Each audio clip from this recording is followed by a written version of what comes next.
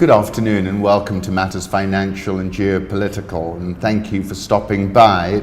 You know I have an evening program between the hours of 8 and 9 p.m. on Metropole TV, and it's a financial program. I like to think there's an appetite for that, and I give a big thank you to Sam Chapat of Jumia Kenya. He's the managing director. He told me he actually set up the African business in West Africa.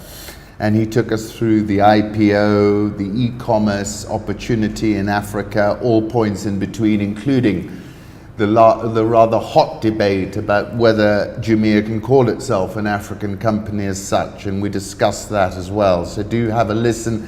It's uploaded onto YouTube, and really thank you again to Sam. And do dial us up on 8 to 9 p.m. I'd love to hear your thoughts about what we're talking about, what we can change, what we can improve. All thoughts are welcome. Kenya, the IMF tips the Kenyan economy to hit 10 trillion shillings this year. And I put in brackets, a quid pro quo raid the GDP denominator. They're looking for the IMF facility, I'm sure, because it will pay off in terms of any bonds that are subsequently issued, and I think the IMF is accommodating Kenya in that respect. In percentage terms, the growth this year is estimated at 5.83%, a slight decrease from 5.95% last year. If the IMF's projections hold out, Kenya's economy could grow to 15.7 trillion in 2023. Kenyan tea growers send workers home after drought cuts harvest in half. Remember this, Kenya is to tea what Saudi Arabia was to OPEC. Sent home approximately half their workers on leave or deployed them to non-core duties due to a prolonged drought that's halved production at leaf processing factories. We're operating for 3 days a week because there is no crop to pluck.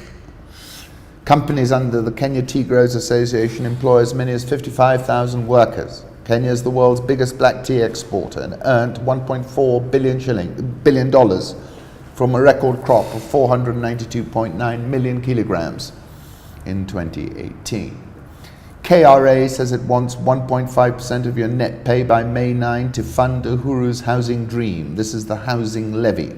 Nairobi all shares up 12.03% this year, second best.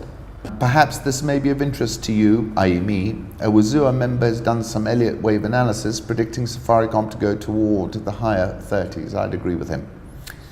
Because the strategy, like big techs, is to be the platform, as Bob Collymore told the Africa Report. NSE 20 is up 2.31%, and with that I shall take my leave. But don't forget, Metropole this evening, 8 p.m. to 9 p.m. And we've got two guests, not one, for the first time. We're going to have a look at the housing levy, hopefully with the PS, and we're also going to have a look at the general economic outlook with Mr. Odur from Saiton.